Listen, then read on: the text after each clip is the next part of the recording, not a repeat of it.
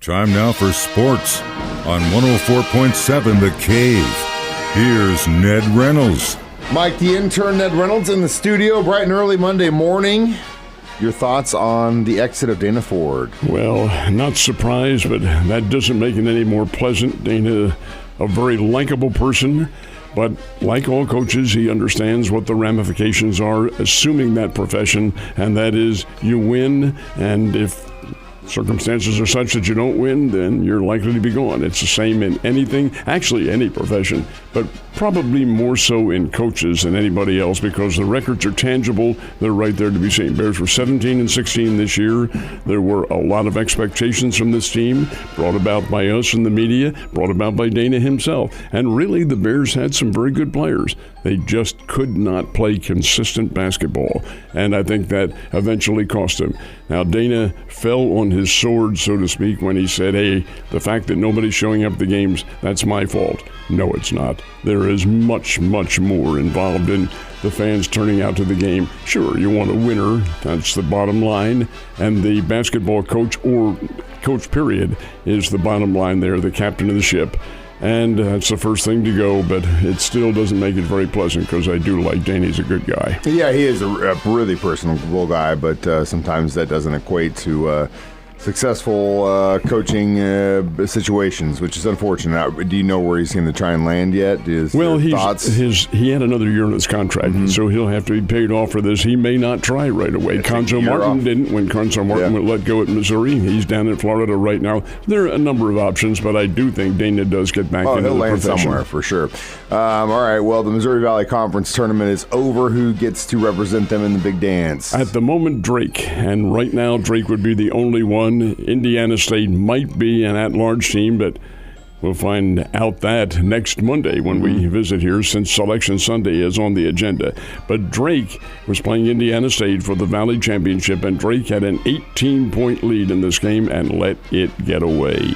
Here comes Indiana State roaring back, took a 1-point lead but ran out of gas, and Drake was able to get him in the end 84-80. And rightfully so. Drake's a very good basketball team. They have really good players. The DeVries kid, Tucker DeVries, is the player of the year. He's a pro waiting to happen, and he will next year. But the fact of the matter remains that Drake will be the Valley representative as of now, automatic representative.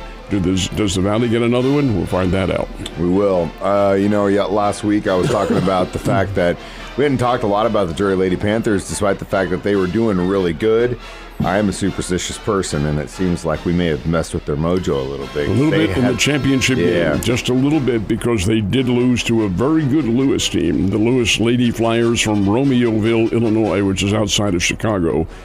Did win the championship yesterday, 79-67 over Drury. But did it hurt Drury as far as the national championships are concerned? No, because the Lady Panthers are going. They're going to play in the Midwest Regional, which is being played in Allendale, Michigan, and that will be on Friday. The problem is, who does Drury play as their first game? Happens to be the national champs at 31-1. Ashland out of Ohio. Drury's played them before. Drury and Ashland will play Friday night in Allendale, Michigan, and this is the situation, Mike, where there are no options. You win or you're gone for the season. So we'll see what happens. The Lewis team that beat Drake is also, beat Drury, I should say, is also playing in that competition. That's the Midwest Regional NCAA Division II. Wish all teams a lot of good luck. So I'm sure you guys talked a lot about the Chris Jones deal that happened over the weekend. He is going to be a Chief for the rest of his career. What do you think about it? Well, somehow the Chiefs are going to get through this financially. How, I don't know, because it's to say it's a lucrative deal is an oxymoron, because it is a huge deal that Chris Jones, although I don't think he's put his name on the contract yet, he can't until the opening of business, which is Wednesday. But the Chiefs had to get something done this weekend because the official, and this again, talk about oxymoron, is the official tampering day. Now, wait a minute, if you're tampering, how can that be official? Well, it is in the NFL. Monday and Tuesday you can negotiate for free agents. You can't sign them until Wednesday. But the Chiefs knew fully well that if they waited until today and didn't do anything, here come teams with wheelbarrows full of money. and they wanted Chris Jones on the team, and I think Chris wanted to stay there. So he signs a deal that is ultimately worth about $34 million a year with a $95 million guaranteed money for 3 years. That's a little misleading. It's 3 years. The $95 million isn't, but it will be guaranteed for 3 years, and then after that it's a 5-year contract. So we'll see what happens. I'm a little surprised the Chiefs went for 5 years because the lifespan of individuals in pro football is usually exhausted by then. However, Jones is a different character. I do think, I know the Chiefs take a chance because every team takes a chance when you sign players in a concussive sport like football, where you're in contact much of the time, if not all the time. Well, Jones is a big guy. He's 6'7", 330, something like that. And he has this nagging groin injury, and they are tough. He's had it for years. And they're tough to really heal because you have to give somebody a lot of time to do it. Whether or not that plagues him, who knows? But the fact is the Chiefs think that he's worth the money.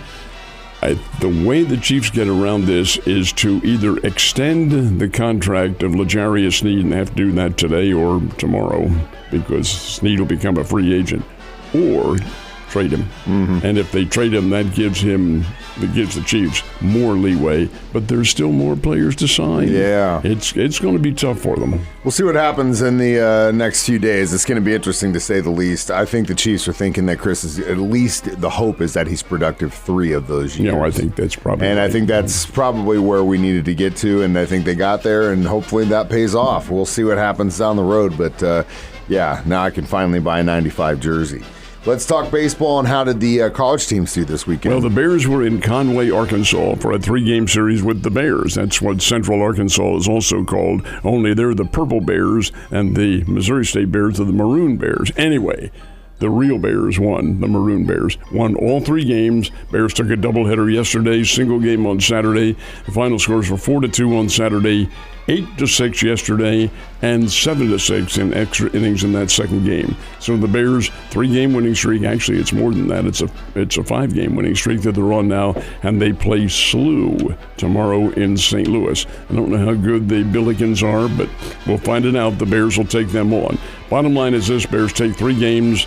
All 3 games against the ball club from Central Arkansas, and that, in fact, is a pretty good deal because they're good. Central Arkansas can play.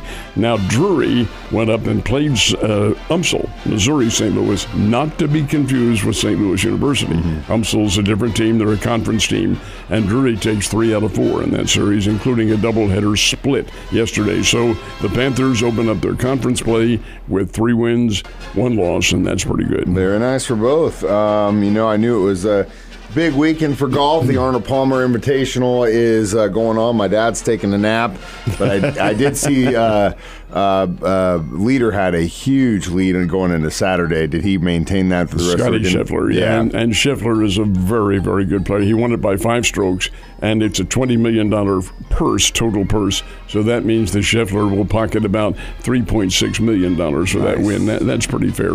Also had the NASCAR race out in Phoenix, and that one was taken by Christopher Bell. He took the checkered flag in his spirited race. Chris Buescher finished in second. So good competition over the weekend, and that heralds a week of a lot of basketball coming up, conference tournaments, and Selection Sunday. Selection Sunday into the big dance in a couple weeks, Ned. We got plenty of sports left to talk about. I'll see you down the road.